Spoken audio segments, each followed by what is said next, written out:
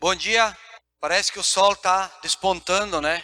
Tirando um pouquinho da umidade que tem causado algumas gripes, algumas tosses, pelo que eu estou ouvindo aí.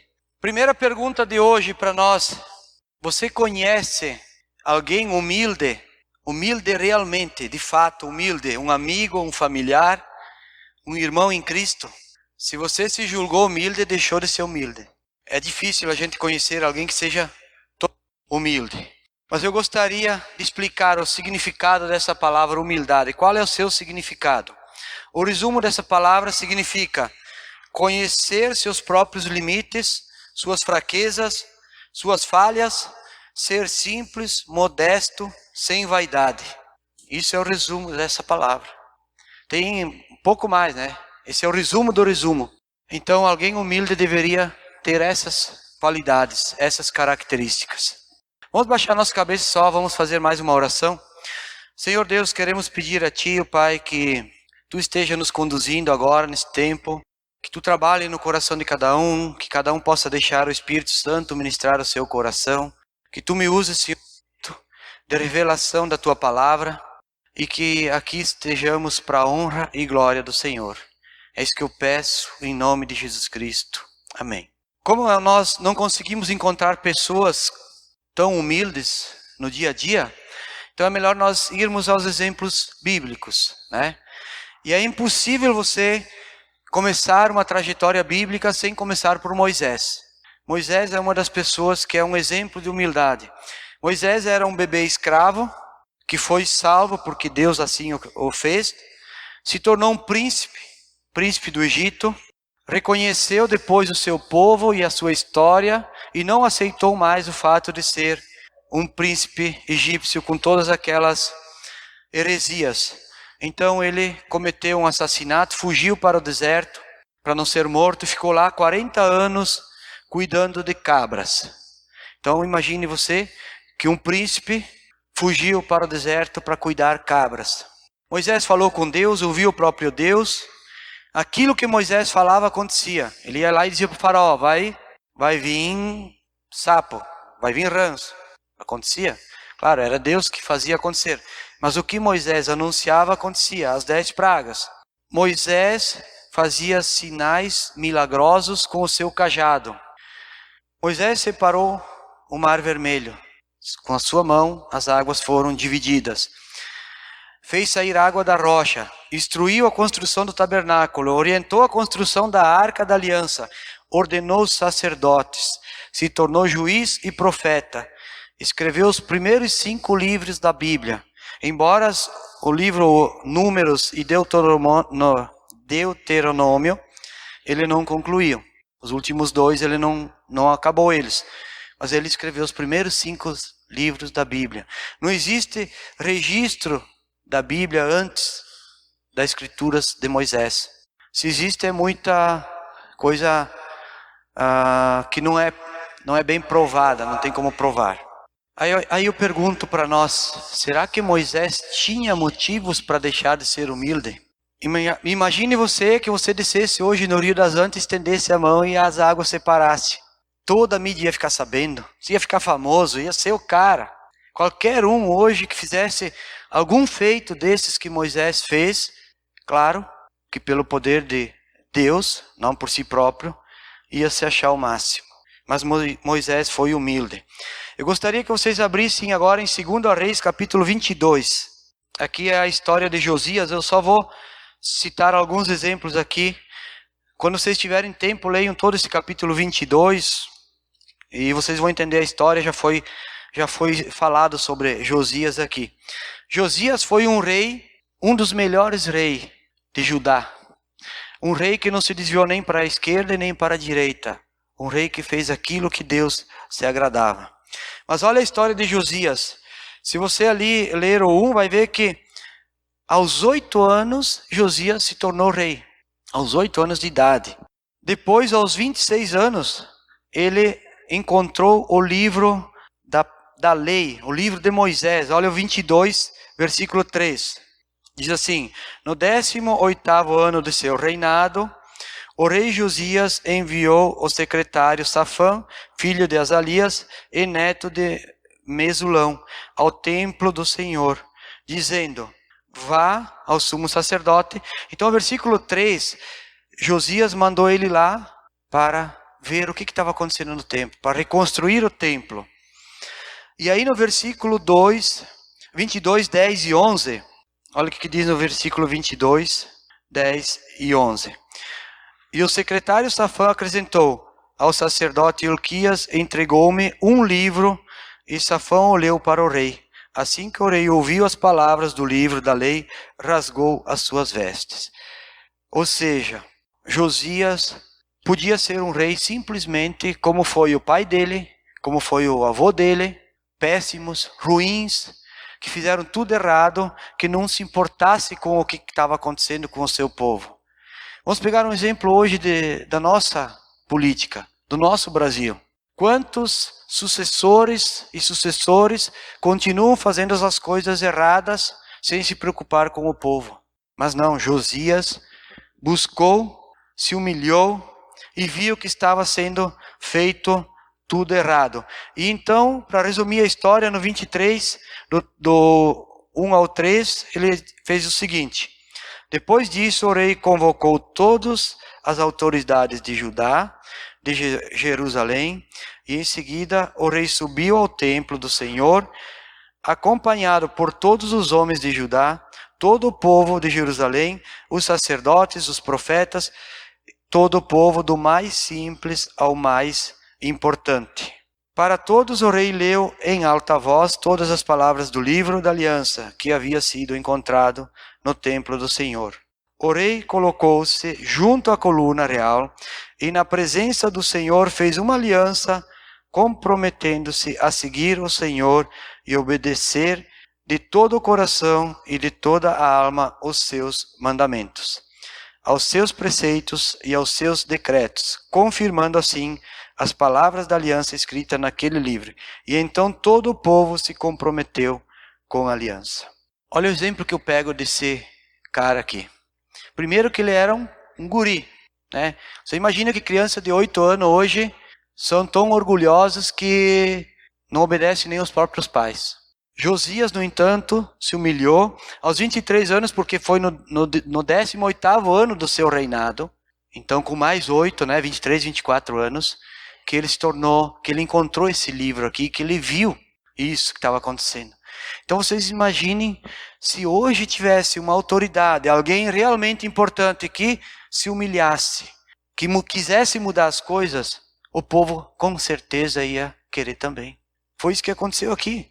O povo também estava corrompido, mas alguém chegou e disse: não, gente, estamos indo para o caminho errado. Nós precisamos fazer alguma coisa. E foi isso que aconteceu com Josias. Mas o que é mais importante, ele era um rei. Ele não precisava se humilhar. Se fosse eu, se fosse um de nós um rei, será que a gente seria humilde? Um rei tem autoridade, tem poder. O terceiro exemplo bíblico é Pedro. Pedro curou paralíticos, ressuscitou Tábita. Até a sua sombra era procurada quando ele passava nas ruas para cura dos enfermos. É claro que não era a sombra de Pedro que curava, era a fé das pessoas. Mas enfim, você imagina que se a minha sombra ou a sombra de você, quando se passasse na rua, curasse enfermos e doentes? Será que seria fácil se manter humilde? Pedro era pescador quase analfabeto, se tornou um apóstolo intrépido, com muita habilidade e conhecimento. Então é um bom exemplo para nós de humildade. E o que falar de Jesus então? Jesus aos 12 anos ensinava no templo, inclusive para os mestres da lei. Jesus, seu primeiro milagre foi transformar a água em vinho. Os gringos também fazem isso, né? Os gringos usam anilina, corante, açúcar, eles usam uma química imensa para fazer o vinho. Jesus só pegou a água e a água foi transformada em vinho, né? Jesus multiplicou pães e peixes, expulsou demônios, ressuscitou a filha de Jairo, o filho de uma viúva de Naim, e ressuscitou Lázaro. Andou sobre as águas, fez Pedro andar sobre as águas, fez todos os tipos de milagre, inclusive o de morrer e ressuscitar. Ele mesmo ressuscitou da sua morte. Tinha multidão de seguidores que o adoravam. Jesus era Deus e se fez carne. Precisamos mais exemplos de humildade? Imagine que qualquer um que seja Deus, né? Um ser acima de tudo, um ser celeste, um ser que bastava pensar ou estalar os dedos e acontecia, se tornou um homem simples que andava no meio das pessoas simples e comuns.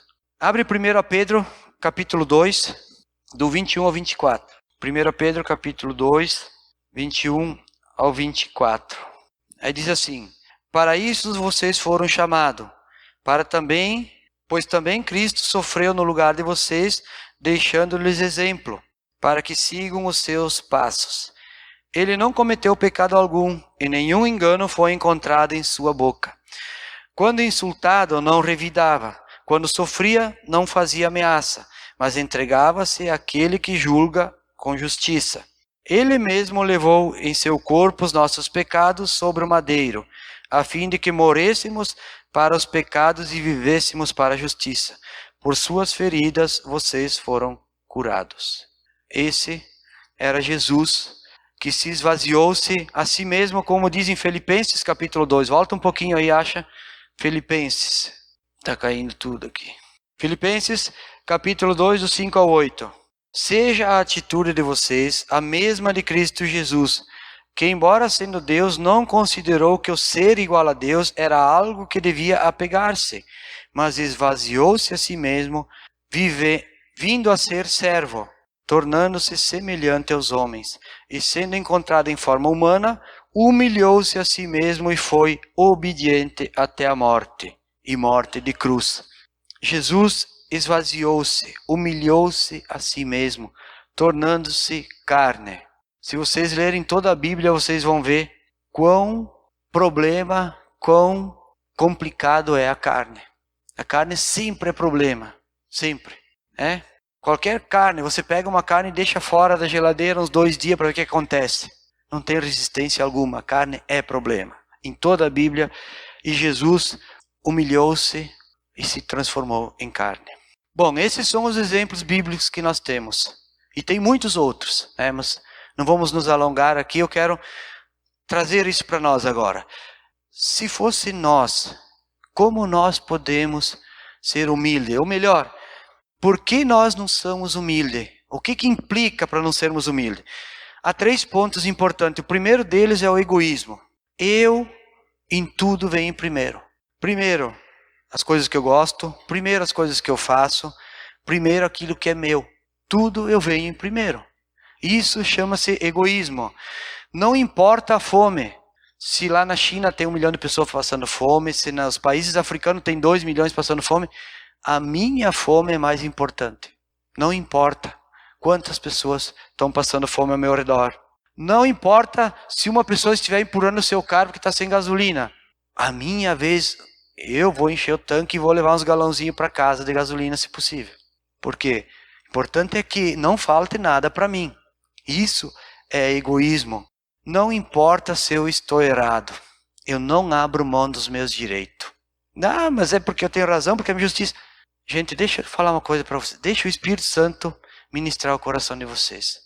Sabe que o teu certo, o meu certo pode ser errado para Deus. Pode ser errado para muita gente. Você pode fazer entrevista e falar com muitas pessoas. Cada pessoa vai ter o seu próprio certo. Cada um acha que o seu certo é que é certo. Então não importa se os outros têm razão ou não. O meu certo é o meu certo.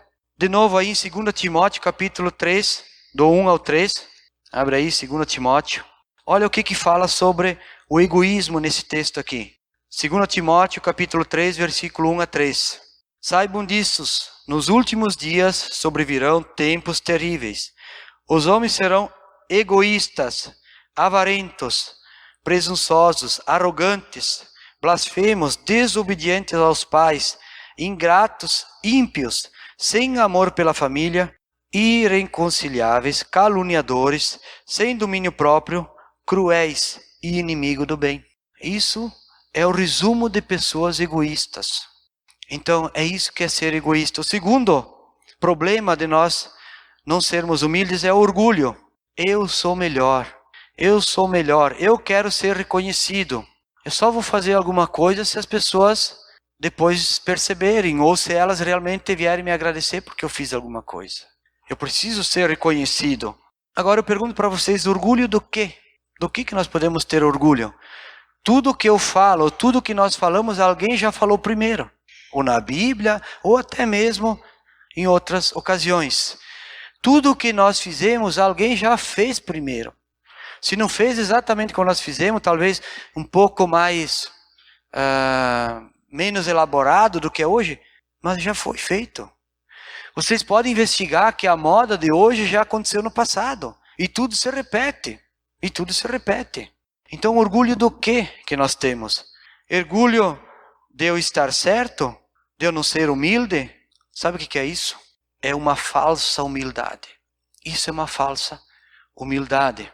E esse orgulho, essa falsa humildade, é a falta de sabedoria.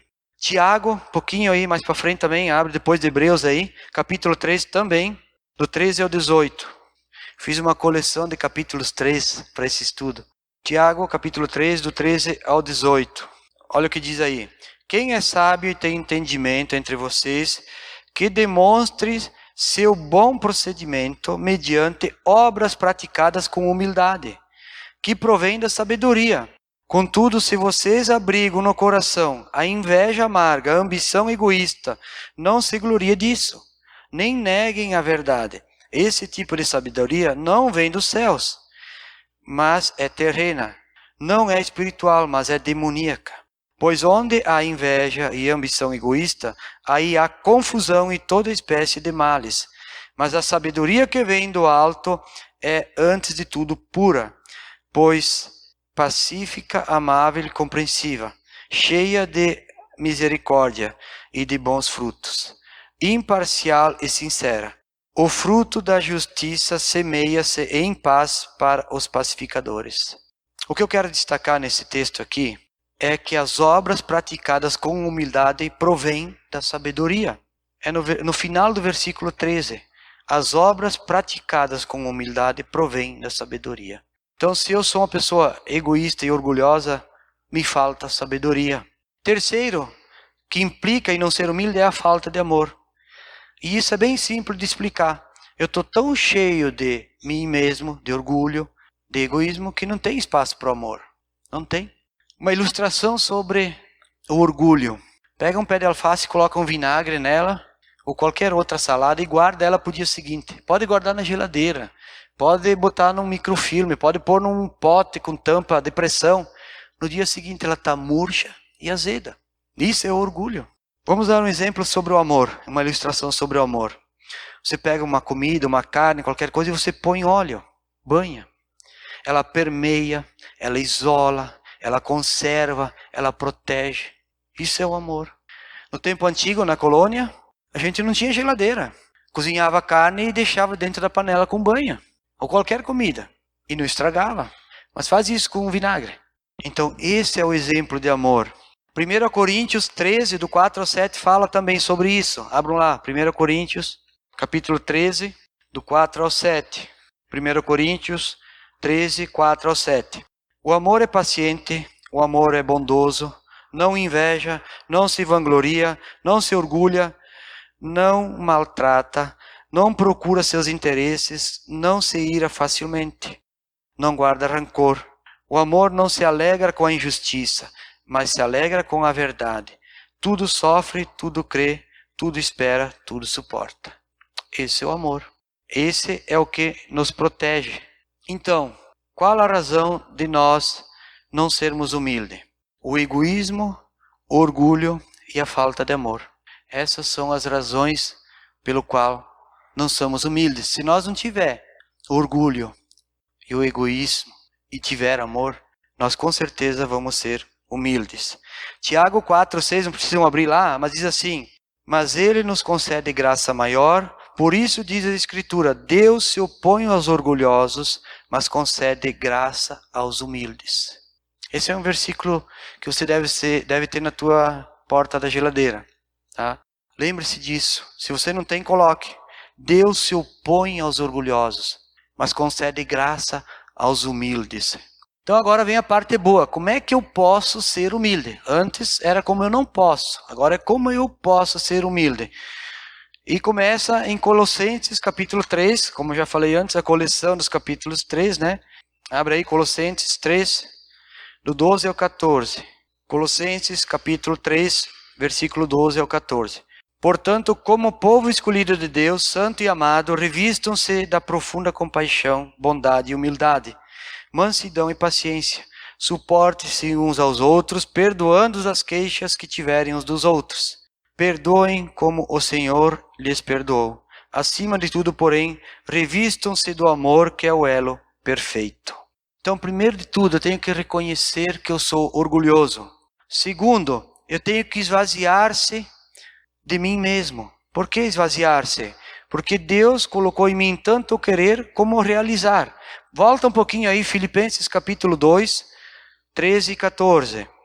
Eu preciso esvaziar de mim mesmo. Filipenses 2, 13 e 14. Pois é Deus que efetua em vocês tanto o querer quanto o realizar, de acordo com a boa vontade dele. Façam tudo sem queixa, sem discussões. Então, é Deus quem coloca em nós, em mim, o tanto querer como realizar. Então, se eu sou alguma coisa, se Deus me fez alguma coisa, não é mérito meu. Se Deus não colocar, eu não sou nada. Eu não sou ninguém. Considerar o meu próximo superior a mim mesmo, como a gente já leu em Colossenses, isso também me faz me tornar humilde. Permitir que o Espírito Santo trabalhe em mim. Como é que eu posso permitir que o Espírito Santo trabalhe em mim? Se eu estou cheio do meu próprio orgulho e eu estou tão cheio de mim mesmo, não tem como. Não julgar pelas atitudes, olhar para o coração do próximo. Como a gente tem facilidade de julgar as atitudes do outro. Mas lá no coração dele, o que levou ele a fazer aquilo? O que levou? Lá no coração. A Bíblia diz, ame o seu próximo como a si mesmo. Amar o próximo como a mim mesmo significa aceitar e amar. Não significa julgar e condenar. É tão difícil isso hoje. É tão difícil porque a gente não consegue fazer isso. A gente consegue julgar pelas atitudes da pessoa. Ah, olha como é que fulano agiu lá. Olha lá no trânsito, ele cortou. Ah, ele buzinou. Ele xingou. Ah, olha como é que fulano se veste. Está devendo em volta, mas olha a beca da pessoa. Um monte de coisa a gente julga pelas atitudes, mas olha o coração da pessoa. Deixa eu falar uma frase para vocês. A sua maturidade espiritual busca o benefício para o seu próximo. Outra vez. A sua maturidade espiritual busca o benefício para o seu próximo. Um exemplo de humildade, a comunhão na igreja. Ou melhor, nem a comunhão na igreja, a comunhão da igreja. Muda tudo, da igreja. Igreja não é só aqui. Igreja não é essa sala. A comunhão da igreja. Deus nos fez primeiro para sermos igreja. Desde o princípio, Deus tentou, através de Abraão, de Isaac, Jacó, de Moisés, de muitos, ter o seu próprio povo. A sua igreja. E até hoje Ele está tentando. Até hoje, através de Cristo. Então, primeiro de tudo, Deus nos fez para sermos igreja. Ponto. Depois vem as outras coisas. Depois vem o meu bem-estar. Depois vem as coisas materiais. Depois vem o ser bem-sucedido. Primeiro de tudo, o propósito nosso aqui na Terra é sermos igreja. Se você está negligenciando esse princípio, o resto não tem importância. Sinto muito, gente. Tudo o resto que você fez, você pode alcançar 30% do mundo. Não vai resolver nada. Vai ficar aqui. Primeiro é sermos igreja. Ah, por que eu não saio de casa? Por que eu não vou visitar as pessoas?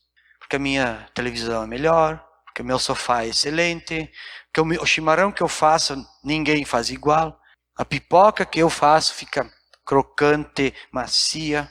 Todas as coisas que eu tenho em casa é melhor. Então eu sou egoísta, eu fico na minha casinha, dentro, né, do meu conforto, e que se dane a comunhão. Em segundo, eu não vou com a cara de muitos. Eu vou com a cara de alguns só. Ah, eu não gosto de estar com aquela pessoa. Por que eu vou ir na casa dela? Por que eu vou convidar para ela estar na minha casa? Olha as atitudes dela. Ela sempre vem e repete as mesmas coisas, sempre os mesmos problemas, aquela ladainha. Eu não quero mais ouvir problema dos outros. A pessoa também vive com problema porque quer, porque se coloca no problema. Isso é egoísmo, gente. Isso é falta de humildade. Ou então, pior ainda, eu tenho medo de abrir a minha vida para as outras pessoas. Vai que alguém descobre os meus pecados. Vai que alguém sabe que eu não estou fazendo tudo certo e depois vão me condenar e vão me julgar. E pior ainda, muitas vezes eu não quero crescer espiritualmente. Eu sou autossuficiente. Eu vivo dentro de 4 paredes, faço discipulado com Deus. O próprio Jesus Cristo é meu discipulador. Não preciso das pessoas. Eu sou sábio aos meus próprios olhos. Aos meus próprios olhos, eu sou sábio. Deixa eu dar um exemplo para vocês aqui. Vocês conhecem a história do vazio, né? Todos nós que tivemos um abismo ligado, a gente ouviu sobre o vazio. Que o ser humano tem um vazio. E quando nós aceitamos a Cristo, nós recebemos o Espírito Santo. Faz de conta que esse suco laranja aqui é o Espírito Santo. Olha quanto está livre aqui, ó. Sabe o que é pior hoje? Que nós aceitamos a Jesus e temos o Espírito Santo? É que essa parte aqui, ela não está mais vazia. Ela está cheia de nós mesmos. Ela está cheia de mim. Ela está tão cheia de mim que não tem como o Espírito Santo entrar mais, subir mais. Não tem. O Espírito Santo está aqui embaixo, sufocado, porque eu estou tão cheio de mim mesmo que não tem espaço. E o pior é que tem alguns ainda que colocam a tampa. Bota a tampa, lacra a garrafinha para que não saia nada de mim daqui dentro e também não entre mais nada.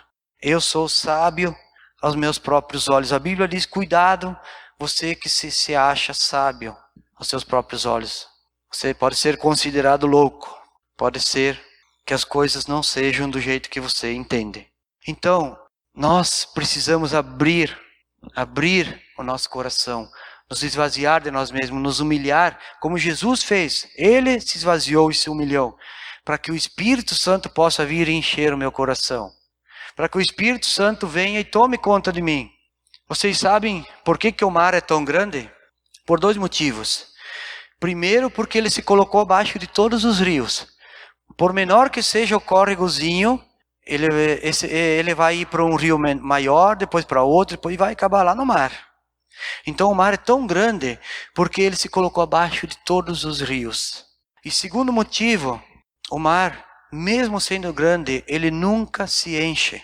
Por mais que todos os rios corram para lá, ele nunca se enche. Isto está em Eclesiastes capítulo 1, versículo 7. Então se nós só seguir esse exemplo já basta. Nós precisamos nos colocar abaixo e nós precisamos parar de ser cheios. Senão não entra mais nada. Não entra mais nada. Então já que a gente tem essa facilidade de ser egoístas e de ser orgulhosos, eu quero dar 3 áreas para cada um de vocês, para cada um de nós que a gente tem que cuidar. E 2 delas nós podemos fazer sozinhos. Olha que importante. Né? É tão importante que mesmo que eu seja egoísta e orgulhoso, eu ainda posso fazer 2 áreas sozinho. A primeira delas é um devocional com Deus. Todos os dias. Deixa eu dar um exemplo para você. Eu briguei com a minha esposa. Não estou bem com a minha esposa. Então eu não oro, eu não leio a Bíblia. Eu briguei com meu marido, briguei com meu filho. Não vou na igreja. Não vou visitar ninguém, não estou nem aí. Deus também não me ama, não me cuida. Deus não brigou contigo. Deus não te falou nada. Foi você que brigou.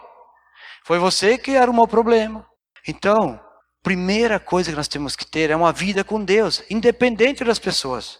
É como eu disse antes, nós temos que ser igreja, eu tenho que ser eu e Deus acima de tudo. Quando você chegar lá no céu, não adianta explicar que alguém te fez você errar, alguém te fez te afastar de Deus, não adianta. Isso não vai resolver. Essa justificativa não cola. Para Deus, não. Então, o primeiro ponto aqui é ter esse tempo com Deus, é orar, é se lamentar, é quebrantar. Coloca os teus problemas, tuas dificuldades para Deus. Nem reclama com a pessoa que está te fazendo mal, nem xinga a pessoa, nem briga. Não vai mudar. As pessoas não mudam, não vai adiantar. A gente quer exigir, cobrar que a pessoa seja diferente, perda de tempo. Vai, dobra o teu joelho, ora para Deus, pede para que Deus trabalhe no seu coração, que você entenda qual é o propósito, e pede para que Deus trabalhe no coração daquela outra pessoa que você acha que precisa mudar. Porque muitas vezes você acha que a pessoa precisa mudar, mas Deus está dizendo, olha, primeiro eu quero que tu mude, tá? Tu tá achando que é a tua esposa ou que é o teu marido? Não, primeiro é tu. É para ti o assunto aqui, é para ti entender esse problema. Depois é o outro. Sempre o primeiro sou eu, sempre. O segundo ponto é a disciplina do corpo. O que é a disciplina do corpo? Não é só comida, bebida, exercício físico, que isso tudo é muito importante. Tem que ter uma disciplina muito boa. Mas é o cuidado com a mente e o coração. Cuidado com a fofoca, com a inveja, com a falta de perdão e com as coisas do mundo. Isso é a disciplina do corpo. O que eu jogo para dentro da minha mente e do meu coração? Tem que ter um filtro. Eu tenho que ter esse cuidado. Se eu não fizer isso, eu vou estar cheio de coisas sem serventia. E não vai ter espaço para o Espírito Santo, não vai ter espaço para as coisas boas. Porque eu estou tão cheio, tão contaminado de coisa ruim. Então essas duas primeiras aqui eu posso fazer sozinho. Cada um pode fazer sozinho. Não depende de ninguém. É só ser humilde. E o terceiro ponto é o discipulado. Discipulado, o que é discipulado? Quando Jesus veio para a terra, ele formou 12 discípulos. Jesus fez um discipulado com 12 pessoas. Andou tempo junto, ensinou, explicou. É o discipulado, é o relacionamento. Aí deixa eu dar um exemplo para vocês. Hoje nós vivemos uma era das redes sociais, né? Hoje nós temos 7 gerações perdidos na rede.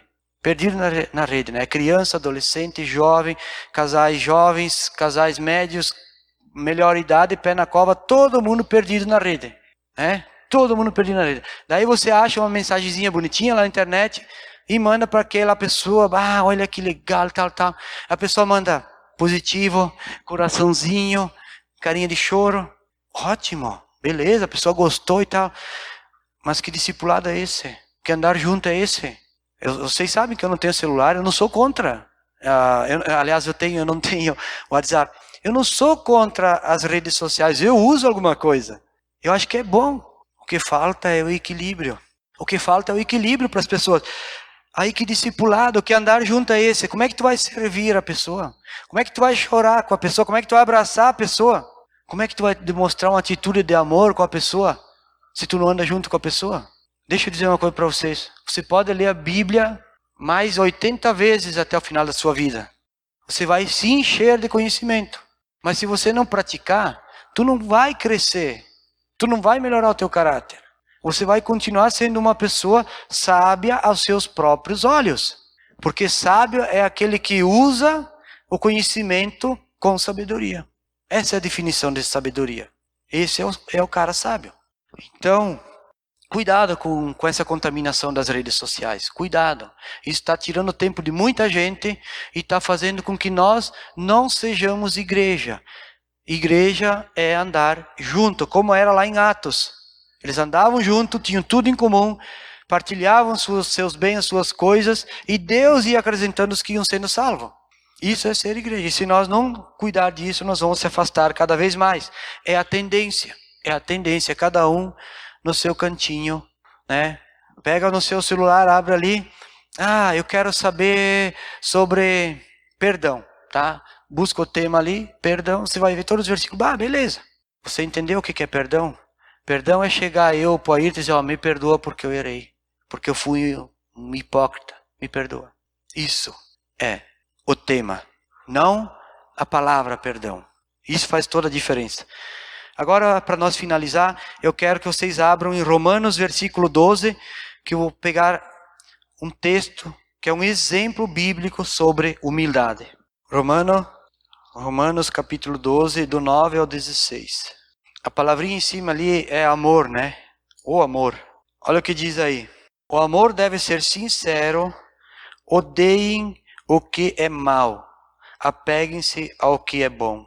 Dediquem-se uns aos outros com amor fraternal. Prefiram dar honra aos outros mais do que a si próprio. Nunca lhes falte o zelo. Sejam fervorosos no espírito. Sirvam ao Senhor. Alegrem-se na esperança. Sejam pacientes na tribulação e perseverem na oração. Compartilhem o que vocês têm com os santos em suas necessidades. Pratiquem a hospitalidade. abençoem aqueles que os perseguem, abençoem e não os amaldiçoem. Alegrem-se com os que se alegram, chorem com os que choram. Tenham uma mesma atitude uns para com os outros. Não sejam orgulhosos, mas sejam dispostos a associar-se às pessoas de posição inferior. Não sejam sábios aos seus próprios olhos. Isso resume tudo o que eu falei até agora. Se você colocar esses... quantos versículos dá aqui? 9 a 16. 7 versículos em prática. 7, 8 versículos em prática. É o suficiente. É o suficiente. Aí você vai ter sabedoria. Associar-se. Andar junto. Viver com os santos. Isso é sermos humildes. Vamos baixar a nossa cabeça. Vamos pedir que Deus nos dê esse entendimento. E que a gente consiga colocar em prática esses 3 propósitos. Devocional com Deus diariamente. Cuidar, disciplinar o corpo para não ser contaminado. E exercer o discipulado. Exercer a comunhão. Sermos igreja. Igreja fora do prédio. Igreja durante a semana, em todos os momentos. Senhor Deus, eu quero louvar a Ti, Pai, por essa manhã, por nossas vidas, Deus. Porque a Tua palavra ela é viva e eficaz. E em Ti, Senhor, está a plenitude da sabedoria. E que nós possamos, Senhor, entender o propósito que estamos vivendo aqui na terra e vivendo nesse momento, Pai, na nossa era. Independente das gerações que passaram ou as que vão vir adiante. Que nós sejamos igreja. Pai, aquebranta o coração de cada um. Coloca em cada um o desejo de ser humilde, de ser semelhante a Cristo. De esvaziar-se a si mesmo. E poder praticar obras, ter atitudes que revelam humildade e amor. Como Jesus fez e nos tem deixado como exemplo. Obrigado, Senhor. Obrigado por esse tempo, Pai. Usa cada um de nós, Senhor, como um instrumento de revelação da Tua palavra, do Teu Evangelho. Como uma ferramenta perfeita que pode fazer a diferença aonde estiver, oh Pai. Eu te peço por isso, Pai. Abençoa cada um de nós. Abençoa esse dia e que a gente possa ter momentos a partir de então que agradem e honrem o nome do Senhor. Em nome de Jesus Cristo que eu oro. Amém.